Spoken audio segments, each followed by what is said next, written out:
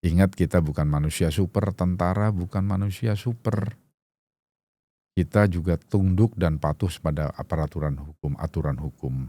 Yang dilarang oleh negara, oleh pimpinan, oleh satuan jangan dikerjakan. Bila tidak mengerti, tanyakan kepada kita.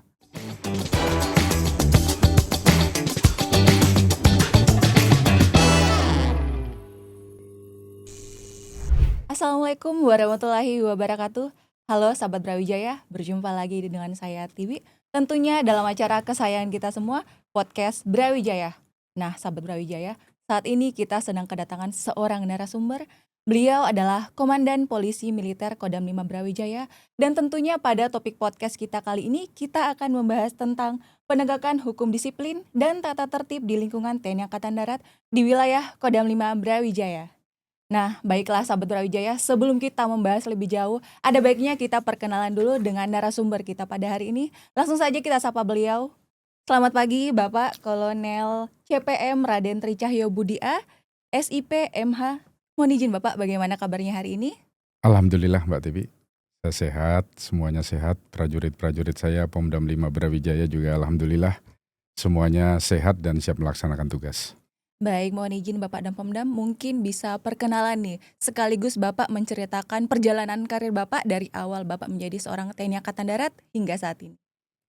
Baik, saya akan memperkenalkan diri. Assalamualaikum warahmatullahi wabarakatuh. Perkenalkan saya Kolonel CPM Raden Tri Cahyo Budi Arianto SIP MH. Saat ini menjabat sebagai Danpomdam 5 Brawijaya. Alhamdulillah Mbak Tiwi, saya sudah 1 bulan 3 minggu berada di jajaran Kodam 5 Brawijaya menjabat. Kebetulan kemarin tanggal 10 Maret saya dilantik oleh Bapak Panglima untuk menjabat sebagai Danpomdam 5 Brawijaya. Status saya saat ini adalah keluarga anak 1, istri Dr. Gigi Dina Kardina. Anak saya kebetulan sekarang berada mengikuti pendidikan di Akademi Militer tingkat 2. Selanjutnya saya akan memperceritakan sedikit tentang perjalanan karir saya atau kedinasan saya selama menjadi anggota TNI. Saya alumni Akademi Militer tahun 1998. Setelah saya lulus, alhamdulillah saya mendapat penempatan pertama 10 tahun pertama saya sampai dengan pendidikan di Kelapa, saya berdinas di waktu itu Pomdam 16 Patimura. Alhamdulillah beberapa jabatan di sana, mulai jabatan Pama-Pama, mulai yang berada di Pomdam sampai terakhir jadi Dansubdenpom di Ternate sudah saya lalui. Tahun 2009 saya mengikuti pendidikan di Kelapa dan saya menginjakkan kaki pertama kali untuk penugasan saya di wilayah Pomdam 4 di Ponegoro waktu itu menjadi Kasih Hartib. Kemudian saya melanjutkan perjalanan menjadi Wadan Denpom Jaya 1 di Pomdam Jaya sana. Alhamdulillah 2013 saya mengikuti pendidikan Sesquad Dikrek 51 waktu itu. Saya mendapat jabatan pertama saya setelah Sesko yaitu sebagai Dandenpom 51 Madiun. Di sana lebih kurang 1 tahun saya bergeser menjadi Dandenpom 554 Surabaya. Terus bergeser lagi menjadi Dandenpom 44 Surakarta. 1,5 tahun kemudian saya kembali ke Tangerang menjabat menjadi Dandenpom Tangerang di sana.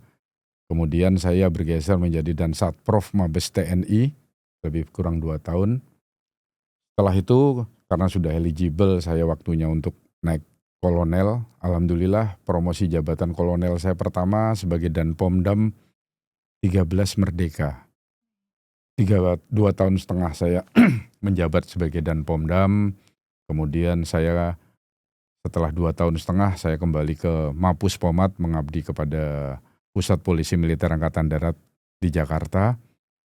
Di situ ada 3 jabatan kolonel yang saya lalui. Yang pertama, saya mendapat ilmu sebagai Irutum Itpus Pomat, kemudian menjadi penyidik yaitu Dansat Lak Idik Pidana Khusus waktu itu. Dan kemudian terakhir jabatan saya sebelum menjadi Danpomdam, saya sebagai Direktur Pendidikan dan Latihan Puspomat. Itu mungkin yang perlu saya jelaskan riwayat jabatan perjalanan dinas kami selama menjadi TNI. Sekarang tadi sudah saya sampaikan, saya pertanggal 3 Maret kemarin saya alhamdulillah sudah dilantik kembali menjadi Danpomdam 5 Brawijaya, Mbak Tivi. Terima kasih. Baik Bapak, wah kalau dilihat dari riwayat jabatan Bapak ini ya, ternyata Bapak sudah sering melaksanakan kedinasan juga ya Bapak ya di luar Pulau Jawa. Tentunya mungkin sudah banyak pengalaman-pengalaman Bapak yang selama ini Bapak dapatkan selama menjadi prajurit. Baik Bapak, langsung saja kita ini ya Bapak ya, berbincang-bincang ya Pak ya. Ya, silakan. Baik Bapak, kami izin menanyakan Bapak, dalam struktur organisasi Pomdam 5 Brawijaya nih Bapak kan sebagai Danpomdam nih, Bapak dibantu oleh staf siapa saja Bapak, dan ada berapa personil Pomdam 5 Brawijaya seluruhnya? Baik, perlu saya jelaskan bahwa Pomdam 5, struktur organisasi Pomdam 5 Brawijaya, saya dalam pelaksanaan tugasnya sehari-hari dibantu oleh 5 orang kasih yang semuanya membidangi bidang fungsi polisi militer, yaitu pertama ada di bawah saya langsung satu kotak saya ada Wadan Pomdam membantu kami. Terus 5 kasih sesuai dengan fungsi bidang polisi militer, yaitu mulai dari kasih Lit Pamfik, ada kasih Gakum, kasih Wal, kasih Idik, dan yang membidangi tentang pengurusan tahanan militer kita juga ada. Selain itu dalam kegiatan operasional di wilayah, khususnya di seluruh wilayah Kodam 5 Brawijaya, saya memiliki 4 Denpom. 4 Denpom ini juga struktur organisasinya juga sama Mbak. Di breakdown ke bawah dengan leveling kepangkatannya, mungkin di sana dibantu Pama, kami dibantu Pamen. Di sana ada juga kasih-kasih sesuai bidang fungsi tadi. Saya memiliki 4 Denpom operasional yang membantu Pomdam dalam pelaksanaan kegiatan penegakan hukum disiplin dan tata tertib di wilayah Korem masing-masing. Yang pertama saya punya Denpom 51 yaitu yang berada di Madiun Mbak. Yang kedua saya punya Denpom 52 di Mojokerto. Di situ dipimpin juga oleh seorang letkol juga. Dan Denpom selanjutnya di wilayah Korem 083 saya memiliki satu Dandenpom yaitu Dandenpom 53 Malang berpangkat Letnan Kolonel juga atau mayor setingkat Letnan Kolonel. Terus yang keempat di sini yang di ibu kota Jawa Timur di Surabaya ada Denpom 54 Surabaya, di situ juga melaksanakan fungsi polisi militer membantu satuan-satuan kami khususnya Pomdam. Untuk di wilayah-wilayah setingkat kabupaten, kita juga memiliki 25 subdenpom yang tersebar sesuai dengan area servis masing-masing, sesuai dengan penempatan korem-korem atau kodim-kodim yang ada di wilayah. Jadi kita punya 25 subdenpom yang membantu kita. Itu mungkin yang perlu saya sampaikan untuk yang membantu dan Pomdam itu dengan luas wilayah seperti ini siapa saja, itu mungkin Mbak Tiwi. Iya, Ya. baik. Mohon izin menanyakan lagi Bapak, dasar hukum atau referensi apa sih yang digunakan sebagai pedoman nih atau pegangan Bapak nih sebagai Danpomdam 5 Brawijaya dalam melaksanakan tugas dan fungsi sebagai staf khusus Pangdam 5 Brawijaya di bidang kepolisian militer? Baik Mbak Tiwi, jadi dasar kita melaksanakan fungsi tugas polisi militer yaitu sebagai penegak hukum disiplin tata tertib. Kita yang pertama dasar kita yaitu Keputusan Panglima TNI Kep nomor 1 Romawi 3 2024. 2004 yang pertama. Yang kedua diperbarui dengan Kep Panglima TNI Kep nomor 200 Romawi 3 tahun 2017. Yaitu tentang pelaksanaan tugas dan fungsi polisi militer di lingkungan TNI. Itu Mbak mungkin dasar kami Mbak. Itu tadi dasarnya Bapak ya. Kalau fungsi dari Pomdam 5 Brawijaya itu apa sih Bapak? Baik, Pomdam 5 Brawijaya pada dasarnya adalah perpanjangan tangan dari Pospomat yang berada di Jakarta. Kita sebagai staf khusus Pangdam 5 Brawijaya di bidang penegakan hukum, disiplin dan tata tertib. Kita memiliki beberapa fungsi yang kita kerjakan di sini. Yang pertama yaitu fungsi Lit Pamfik. Dia tugasnya sebagaimana intelijen lainnya memberikan pengamanan, memberikan informasi, pengamanan fisik maupun data keterangan yang dibutuhkan oleh satuan Pomdam dalam rangka membantu tugas pokok Pomdam. Yang kedua, kita punya fungsi penegakan hukum yang dilaksanakan oleh Gakum. Di sini mungkin Mbak sering melihat di jalan-jalan adanya razia-razia kendaraan bermotor, penegakan ketertiban di jalan, patroli-patroli bermotor, maupun kegiatan-kegiatan yang sifatnya razia mungkin di tempat hiburan. Karena aturan yang disampaikan oleh pimpinan atas, prajurit harus tertib, tidak boleh melanggar. Makanya tugas kita di situ melakukan penegakan hukum, disiplin dan tata tertib untuk prajurit kita. Yang berikutnya dalam fungsi pengawalan mungkin. Pengawalan, kita punya fungsi pengawalan, tugasnya adalah membantu tugas pokok kita, khususnya TNI Angkatan Darat maupun TNI pada umumnya, dalam hal kegiatan-kegiatan VVIP. Mungkin sering lihat Presiden datang, kita memiliki kewenangan untuk melakukan pengawalan kepada Presiden, kalau yang dari luar, Perdana Menteri setingkat Presiden juga, maupun pejabat-pejabat kepresidenan lainnya, mungkin Presiden, Wakil Presiden, mantan Presiden ataupun Wakil Presiden, itu yang kita laksanakan pengawalan, yang disebut dengan pengawalan VVIP. Kita juga membantu, mungkin ada tamu-tamu Kodam, kunjungan dari Mabes TNI, dari Mabesat, kita melaksanakan kegiatan pengawalan VIP TNI, itu mungkin kita berikan pengawalan kepada beliau-beliau. Terus fungsi pengawalan selanjutnya adalah mungkin ada pergeseran personil maupun material TNI dari suatu tempat ke tempat yang lain, kita membantu kelancarannya sehingga perjalanannya bisa berjalan dengan aman di perjalanan. Terus yang berikutnya, kita juga melaksanakan fungsi penyidikan, Mbak. Di sini punya penyidikan, yaitu dapurnya polisi militer sebetulnya, Mbak. Di sini kita sebagai penegak hukum, fungsi kita seperti polisi pada umumnya.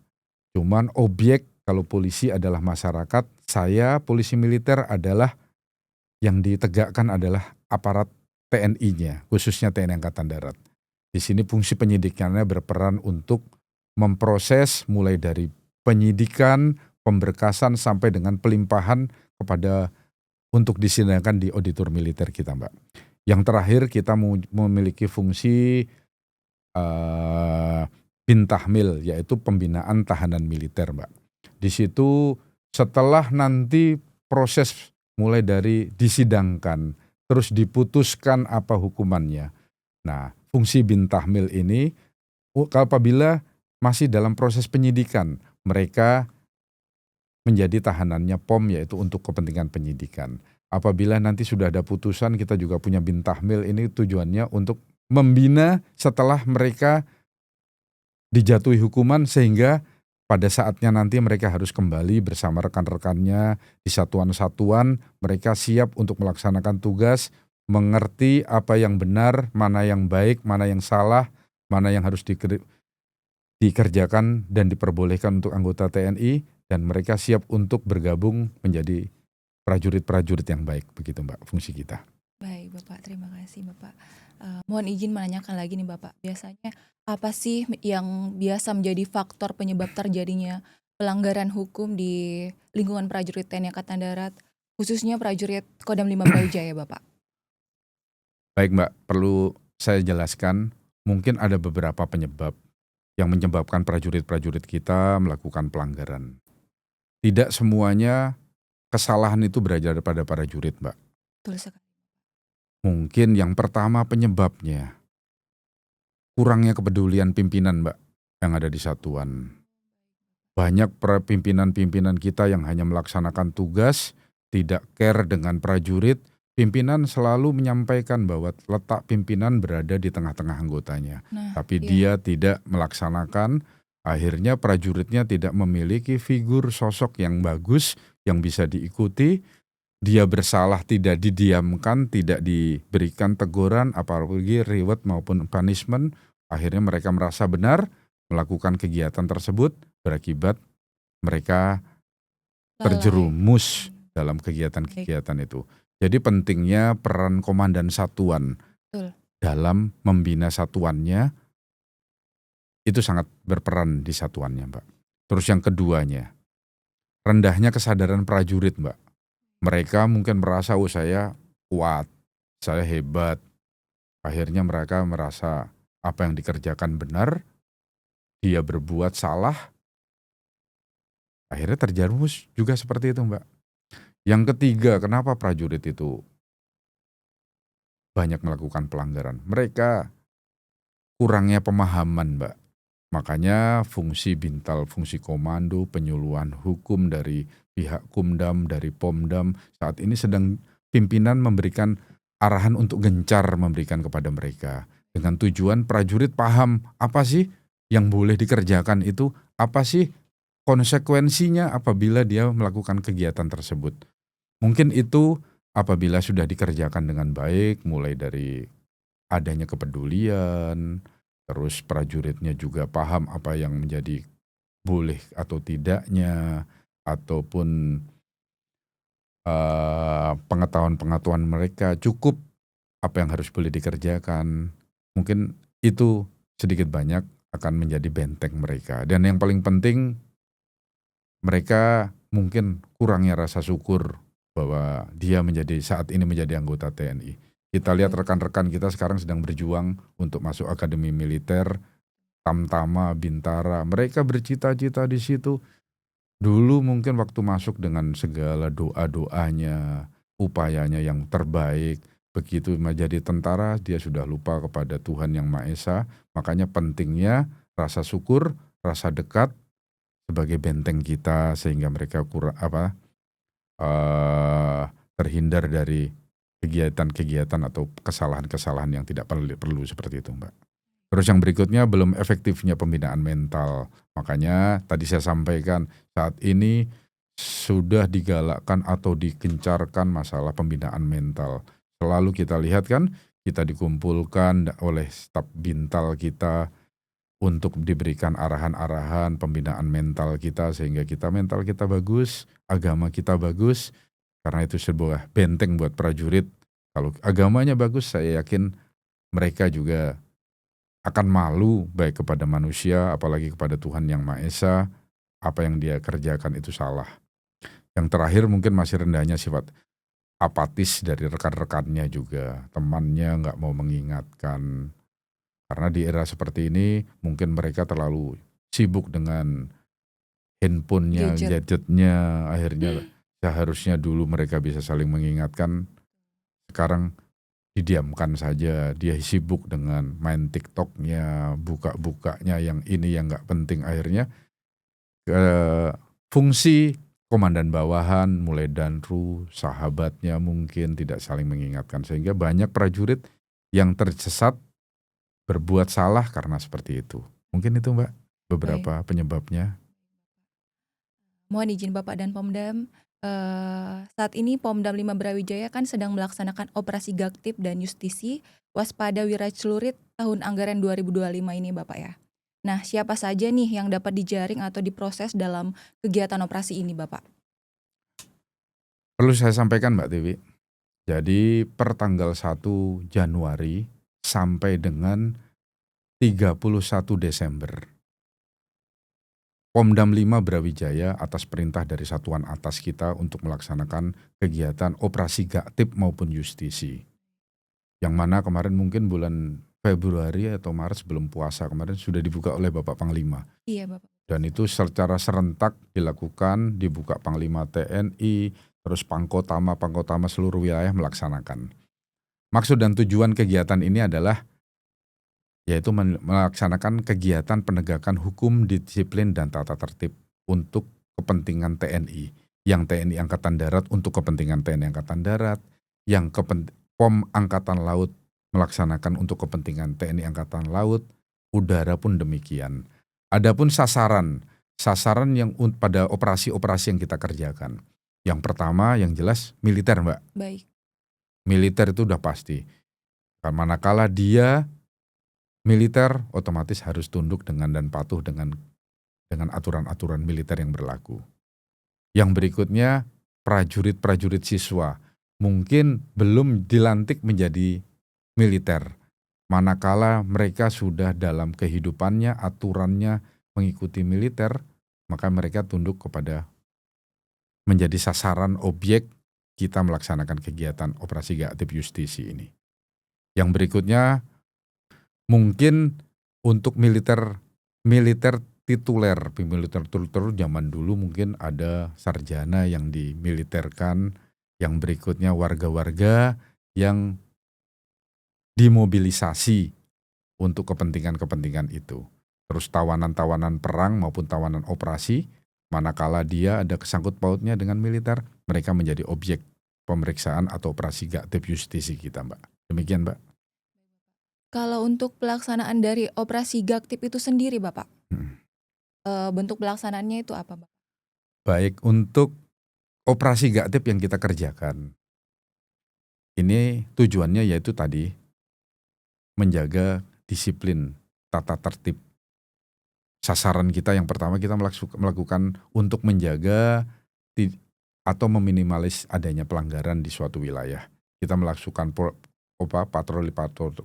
patroli yang dikerjakan oleh satuan-satuan Denpom maupun Subdenpom yang berada di area servisnya masing-masing. Mereka melaksanakan patroli wilayah, bekerja sama dengan aparat kewilayahan, Kodim, Garnisun, polisi maupun aparat terkait dengan tujuan menjaga situasi stabilitas wilayah sehingga semuanya kondusif. Yang kedua, operasi patroli kombinasi kita kerjakan.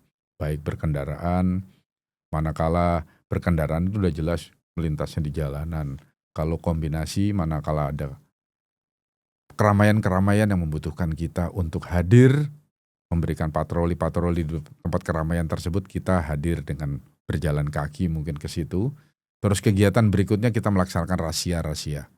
Razia ini sering Mbak lihat mungkin razia kendaraan atau operasi Gaktip itu kita kerjakan di jalan-jalan, mengecek kelengkapan mengemudi, mengecek kelayakan kendaraan yang digunakan maupun perlengkapan-perlengkapan TNI yang seharusnya digunakan.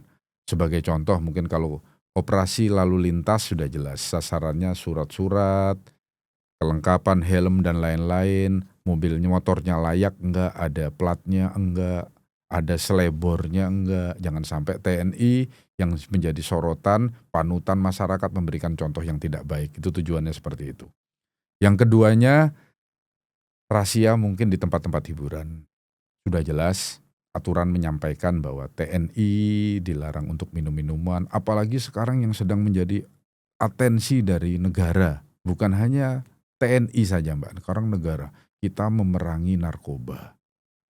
Sekarang sungguh ironis sekali di semua wilayah penyebaran narkoba sangat besar. Iya, betul. Sangat besar, makanya tugas kita melaksanakan razia-razia itu meminimalisir tentara yang akan berbuat menggunakan narkoba, mabuk-mabukan, maupun memasuki tempat-tempat hiburan malam, tempat prostitusi, itu kita cegah dengan kegiatan-kegiatan yang di kegiatan razia tadi.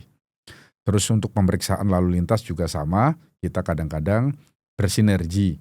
Kadang-kadang apabila kita mungkin melaksanakan kegiatan pengamanan razia atau Gaktip lalu lintas di jalan, kita selalu bersinergi dengan POM TNI, POM TNI lainnya, POM AL, POM AU bila ada kita panggil semuanya. Pihak lantas juga yang melaksanakan fungsi penertiban kepada masyarakat sehingga semuanya bisa melaksanakan fungsinya dengan baik.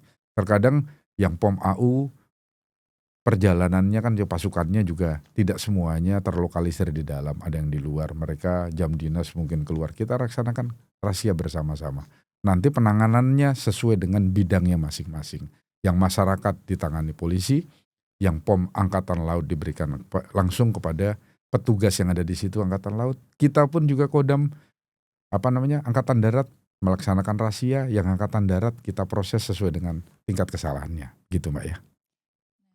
Baik Bapak, apabila nih pada kegiatan operasi Gaktip nih Pak, terus menemukan pelanggar nih, apa sih tindakan yang dilakukan oleh petugas militer tersebut? Baik Mbak Tiwi, mungkin kegiatan-kegiatan ini tidak berbeda jauh dengan yang dilakukan oleh pihak Polri di jalan. Yang jelas kita melaksanakan razia, objeknya kalau kita adalah militer. Bisa kendaraan militer atau kendaraan sipil yang digunakan oleh militer. Manakala kita menemukan pelanggaran mungkin nggak pakai helm, Mbak. Motornya nggak ada platnya, nggak ada eh tidak layaklah untuk digunakan oleh Baik. TNI. Makanya akhirnya kita tilang. Pasal yang digunakan pun juga sama dengan yang ada di Undang-Undang Lalu Lintas. Contohnya nggak pakai helm, pasalnya apa. Tidak bawa SIM, pasalnya apa. Sama, mirip persis. Cuman penegaknya adalah TNI, yaitu polisi militer. Nanti apabila terjadi sudah tercatat orang melanggar lalu lintas tadi, kita akan memberkas lalu lintas tadi untuk dilimpahkan ke auditor militer sesuai Oke. dengan pelanggarannya, kesalahannya. Setelah itu nanti akan diberikan sidang. Untuk kesalahan atau pelanggaran lalu lintas ini, ancaman hukuman atau sanksi hukuman yang berlaku sama dengan masyarakat sipil. Mereka membayar denda. Denda itu dimasukkan kepada kas negara. Setelah itu mereka akan kembali sebagaimana mestinya mereka berdinas. Kalau zaman dulu mungkin masih ada hukuman tambahan, langsung dikumplin dan lain-lain. Sekarang aturannya yang Punya menegaskan, tahapan-tahapan juga berarti ya betul Pak Mbak. ya? Jadi kalau sudah dihukum ditilang maupun membayar denda, mereka tidak dihukum lagi di dalamnya. Mereka Oh, kan sudah dihukum. Jadi tidak ada hukum yang mengatur 2 kali pemberian hukuman kepada prajurit kalau sudah oh, melanggar, ditilang ya udah itu aja. baik. Jadi tidak ada lagi tentara setelah pulang nanti komandannya karena kamu sudah disidang, kamu akan diberikan hukuman tambahan, tidak boleh seperti itu lagi. Baik, kirain di kesatuan aja juga dapat hukuman Tidak, itu tambahan gitu zaman Pak. dulu Mbak. Oh, Dulu baik. pernah sempat seperti itu. Makanya sedikit demi sedikit pimpinan mengevaluasi kalau sudah dihukum dengan denda ya tidak ada lagi hukuman satuan bawahan. Mungkin sebagai contoh dia dihukum hukuman disiplin lah ataupun tidak ada lagi Mbak. Itu untuk penanganan lalu lintas. Terus apabila kita melaksanakan razia khususnya di tempat-tempat hiburan malam, lokalisasi atau tempat yang dilarang untuk TNI ada di situ. Manakala mungkin si A tertangkap, dibawa oleh razia ke markas POM untuk diproses. Nah, tindakan polisi militer pada saat itu setelah memberikan balang tatip, belangko tata tertib itu, kesalahan ataupun pelanggaran tata tertib tadi. Itu prosesnya kita biasanya segera memberi menyurat kepada komandan satuannya, Mbak. Mungkin ini anggotanya Kompi Kavaleri atau Danyon 500 contohnya. Kita segera menghubungi satuannya, menjemput anak buahnya kembali, kemudian besok harinya kita membuat surat kepada komandan satuannya. Si A tertangkap di sini.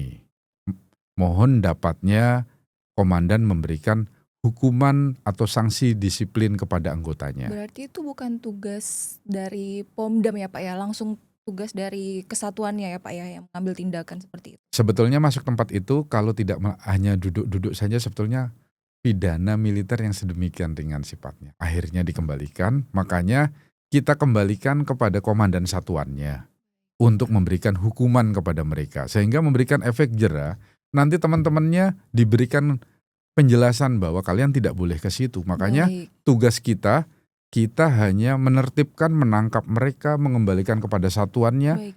memerintahkan atau menyampaikan agar komandan satuan memberikan sanksi yang setimpal dengan yang dibuat.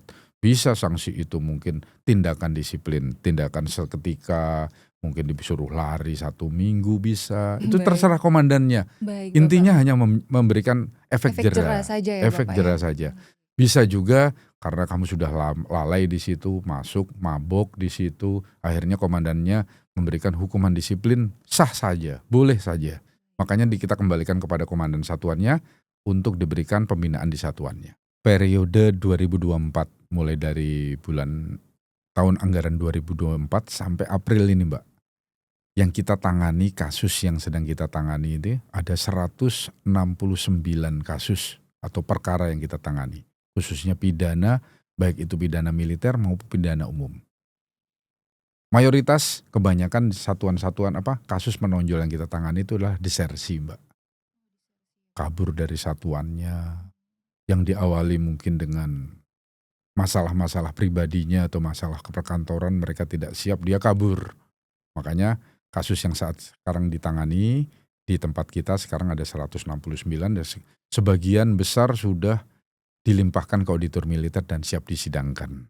Di situ pasal 86 KUHP itu menyebutkan bahwa prajurit meninggalkan satuan lebih dari 1 hari, Iya. itu THTI tidak hadir tanpa izin atau kurang dari 30 hari.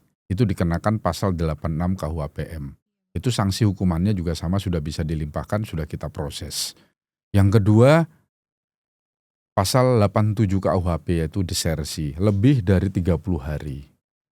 Langkah kita bagaimana? Ini kan orangnya nggak ada. Iya, betul. Terus sidangnya piye kan, Iya, begitu iya, ya Mbak ya. benar. Jadi yang kita kerjakan, kita tetap memproses. Setelah komandan satuan anggotanya baik itu THTI maupun desersi, orangnya nggak ada, komandan satuan melimpahkan kepada POM. Kita tetap memproses. Kebetulan untuk desersi maupun THTI ini prosesnya tidak perlu ada, walaupun tidak ada paling bagus apabila tersangkanya ada. Tetapi kalau tidak ada, kita bisa apabila sudah cukup syarat formilnya untuk dilimpahkan ke auditor militer, kita segera melimpahkan, nanti sana akan menyidangkan dengan sidang in absentia tanpa hadirnya tersangka. Jadi jangan berpikir, satuan saya kalau saya kabur juga nggak bisa meroses. Jangan berpikir seperti itu, prajurit-prajurit. Manakala kalian tidak hadir pun, tetap bisa diproses. Bisa ya, diproses dan dijatuhi hukuman pemecatan. Dan selama ini apabila kita menyidangkan atau mulai memproses hukum penyidikan sampai dengan penyelimpahan, mereka tidak hadir, itu tambah senang kita. Prosesnya cepat, mudah, hanya memeriksa saksi, barang buktinya absensi saja, dilimpahkan auditor militer menerima, pasti itu dapat kita pastikan hukumannya pasti karena nggak ada orangnya, pasti dipecat Mbak. Baik Bapak, itu nanti jatuhnya pemecatan dengan hormat atau gimana sih? Itu nanti akan dijatuhi PTDH, pemberhentian dengan tidak hormat. Otomatis hak-hak mereka tidak akan dia dapatkan. Dan jangan berpikir para desertir THTI ini akan aman, kita tetap mencari keberadaan mereka. Walaupun mereka sudah dijatuhi pecat, dijatuhi hukuman pokoknya 8 tahun, contohnya 2 tahun, 3 tahun, 4 tahun. Jangan berpikir setelah itu dia aman, tidak. Manakala kita menangkap mereka lagi, sementara skep pemberhentian dengan tidak hormat atau BHT-nya sudah kita dapatkan, kita tetap melimpahkan dia posisinya. Dia sudah dipecat, otomatis sipil murni. Iya. Nah, kita tetap berkomunikasi dengan lapas, mereka kita pindahkan bukan di tahanan militer lagi, tetapi di lapas. Sipil ya. Ya dia harus menebus dosa-dosa dianya sesuai dengan yang dia lakukan tadi. Nah makanya sekarang saya sedang memerintahkan semarak lah di seluruh jajaran semuanya, cari orang-orang yang desertir ini. Dan alhamdulillah dalam bulan ini saya sudah menangkap 10 desertir. Baik itu yang sudah BHT berkekuatan hukum tetap dia dipecat maupun sedang dalam proses hukum. Baik. Nah itu yang kita kerjakan selama ini. Jadi jangan berpikir tentara-tentara aman-aman setelah kabur nggak balik-balik lagi tidak ditangkap. Nggak seperti itu Mbak. Nggak seperti itu. Jadi tetap kita proses. Walaupun nanti sudah ternyata dia diputus pecat, kan dia belum menjalani hukumannya. Dia harus menyelesaikan urusannya dulu. Menyelesaikan hukumannya tadi. Baik Bapak, kalau dalam pelaksanaan kegiatan operasi Gaktif nih Pak dari Pomdam, tentunya ada fungsi pengawasan dan pengendalian nih Pak. Yang kami tanyakan nih, fungsi pengawasan dan pengendalian yang bagaimana sih? Serta oleh tingkatan satuan apa saja Bapak? Baik, fungsi pengendalian dan pengawasan kegiatan operasi Gaktif yang di wilayah. Ini ada beberapa tingkatan pimpinan mempola ada beberapa tingkatan. Yang pertama, manakala posisi itu berada di tingkat pusat, itu otomatis berada di Panglima TNI. Pelaku sebagai pengawas atau pengendali kegiatan adalah supervisinya adalah ditunjuk Danpom TNI, Mbak. Kemudian kita turunkan kepada lagi. Manakala Kasat yang melaksanakan fungsi pengendalian operasi polisi militer didelegasikan kepada Danpuspomat yang itu berada di Jakarta juga. Yang kita breakdown lagi, manakala kita kerjakan di sini di area servis Kodam 5 Brawijaya. Itu sebagai pengendali supervisinya adalah Danpomdam. Danpomdam ini merupakan perpanjangan tangan dari Panglima, supervisi kegiatan untuk mengendalikan kegiatan operasi polisi militer di wilayah Kodam 5 Brawijaya. Itu pun masih diturunkan lagi, kita dibantu oleh Denpom, Mbak. Manakala dia berada di area servis korem-korem setempat yang ada di tempatnya. Di Manado, di Madiun sana ada korem dan Denpom 51 Madiun, Malang juga ada, Denpom Malang, Mojokerto juga ada. Nah itu tujuannya adalah mengendalikan kegiatan operasi, menyesuaikan kegiatan yang sudah dijadwalkan sehingga operasi ini berjalan mantap, lancar, dan sesuai dengan apa yang diharapkan oleh pimpinan. Begitu ya Mbak? Izin menanyakan lagi nih Bapak nih. Apabila nih ada permasalahan nih di dalam masyarakat yang menyangkut oknum TNI Angkatan Darat, baik pidana ataupun disiplin, khususnya anggota TNI Angkatan Darat ya Pak. Kalau masyarakat menemukan hal tersebut nih, masyarakat ini melapornya kemana Pak? Kami berpesan kepada masyarakat Mbak Tiwi, apabila terjadi atau ditemukan ataupun bersentuhan dengan tentara mungkin sehingga terjadi tindak pidana, jangan dibiarkan, silahkan datang masyarakat sesuai dengan area servisnya yang ada di Banyuwangi. Di sana ada Subdenpom Banyuwangi juga, Situbondo juga sama, mungkin juga di daerah Ngawi sana ada kejadian yang berhubungan dengan TNI. Kita semuanya tersebar, jadi tidak usah susah-susah datang. Yang ada di situ polisi militer silahkan datang untuk melaporkan. Nanti akan dicarikan pemecahan yang terbaik untuk proses hukum selanjutnya. Jadi silahkan datang di tiap-tiap Subdenpom, Denpom maupun Pomdam itu ada unit pelayanan pengaduan. Itu silahkan nanti masyarakat berkomunikasi sama aparat polisi militer di wilayahnya masing-masing Mbak. Demikian.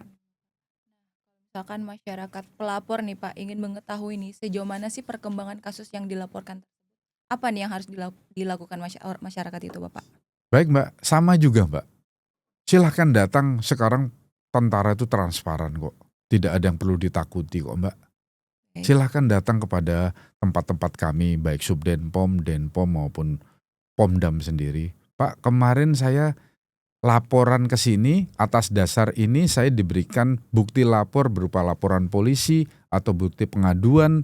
Sudah sampai di mana Pak proses ini? Silahkan datang, pasti petugas kita bidang penyidikan akan menjelaskan, oh sudah prosesnya sampai di sini. Dan pasti dilayani ya Pak. Dan pasti dilayani Mbak, jadi semua orang di mata hukum sama Mbak, prinsipnya seperti itu. Jadi tidak ada mentang-mentang Bapak ini bekerjanya sebagai seperti ini terus takut, nggak ada. Sekarang masyarakat sudah era keterbukaan, silahkan datang kepada kami, yang dilaporkan prosesnya sudah sampai di mana, pasti akan disampaikan baik secara lisan maupun secara tertulis Mbak. Demikian Mbak. Mohon izin Bapak dan Pomdam, pertanyaan terakhir nih dari kami. Mungkin adakah pesan nih yang ingin disampaikan kepada Bapak dan Pomdam, kepada seluruh prajurit Kodam 5 Brawijaya dan sahabat Brawijaya? Baik, saya sebagai Danpomdam 5 Brawijaya menyampaikan pesan kepada rekan-rekan prajurit semuanya Mbak. Yang pertama, tingkatkan keimanan dan ketakwaan. Karena dengan iman dan takwa itu menjadi benteng kita Mbak. Kalau kita kurang beriman, kurang dekat sama yang maha kuasa, otomatis jangan salahkan mereka akan masuk ke tempat-tempat yang dilarang agama, melakukan kegiatan yang tidak sesuai. Yang berikutnya, saya berpesan kepada rekan-rekan prajurit, kepada unsur komandan, tolong bina anggotanya dengan baik, care dengan anggotanya, sebagian besar banyak prajurit-prajurit yang salah karena rasa dekatnya, rasa care komandannya kepada bawahannya kurang. Makanya tingkatkan lagi hubungan atasan bawahan dengan baik, ciptakan suasana kerja di lingkungannya dengan baik sehingga semua nyaman dalam melaksanakan tugas. Yang berikutnya, saya minta kepada seluruh prajurit pahami apa yang boleh dan apa yang tidak. Ingat kita bukan manusia super, tentara bukan manusia super. Kita juga tunduk dan patuh pada peraturan hukum, aturan hukum. Jadi jangan salah kalau kita ada yang melaporkan begini begitu karena memang aturannya seperti itu. Yang selanjutnya mungkin saya berpesan juga. Sekarang pimpinan sudah melarang keras dan menyatakan perang terhadap narkoba, judi online, LGBT, maupun pelanggaran yang lain. Tolong diikuti aturannya. Jangan sampai kita masih terlibat hal-hal yang sudah jelas dilarang. Karena kenapa? Semenjak dulu dilarangnya narkoba, TNI menyatakan perang. Tidak ada istilahnya rehabilitasi di tempat kita. Yang adalah amputasi. Karena kenapa? Kalau itu masih direhabilitasi, dia akan datang menyeluarkan kepada teman-temannya sementara mereka hidup berkelompok dan ini sangat bahaya. Makanya saya sampaikan hindari narkoba, sekarang yang sedang semarak masalah LGBT, ini merebak bukan hanya di masyarakat saja karena ya itu hakikat manusia semuanya sama. Betul, Bapak. Makanya saya sampaikan yang dilarang oleh negara, oleh pimpinan, oleh satuan jangan dikerjakan. Bila tidak mengerti, tanyakan kepada kita. Dan yang paling penting jadikan polisi militer sebagai partner, teman berkonsultasi sehingga paham apa yang boleh dikerjakan ataupun tidak. Mungkin itu Mbak yang perlu saya sampaikan. Saya ucapkan terima kasih. Saya pesan kepada semuanya tetap jaga nama baik satuan. Saya selalu sampaikan kepada prajurit-prajurit saya. Semua berawal dari diri individu. Kalau kita bisa menjaga nama baik diri, otomatis satuannya, kelompoknya, ke atas juga akan baik. Kita tidak usah berpikir terlalu muluk-muluk, harus bagus satuannya. Sementara yang bawah-bawah tidak bisa menjaga dirinya. Kalau mereka bisa menjaga dirinya, mengamankan, jauh dari tindakan hukum, melanggar hukum, otomatis satuannya akan bagus. Terima kasih Mbak. Mungkin itu yang perlu saya sampaikan. Baik, terima kasih Bapak dan Pomdam. Ya. Baiklah, sahabat Brawijaya. Semoga apa yang menjadi pembahasan kita hari ini dapat menjadi motivasi yang baik kepada seluruh prajurit TNI Angkatan Darat dimanapun berada, terkhusus prajurit Kodam 5 Brawijaya. Semoga dapat menjadi prajurit yang tauladan dan selalu memberikan hal-hal yang positif kepada seluruh masyarakat. Baiklah Bapak dan Pomdam, terima kasih banyak kami haturkan sudah berkenan untuk menjadi narasumber kita pada hari ini. Semoga Bapak selalu dilimpahkan kesehatan, sukses dalam berkarir dimanapun berada ya Bapak ya. Amin, terima kasih Mbak Tiwi. Sampai bertemu di materi selanjutnya. Intinya Pomdam membuka diri. Dalam arti saat diundang ataupun memberikan saran masukan kepada yang lain kita siap. Baiklah pemirsa, saya Tiwi beserta kru yang bertugas pamit undur diri. Wabillahi taufik wal hidayah. Wassalamualaikum warahmatullahi wabarakatuh. Birawa Anoraga.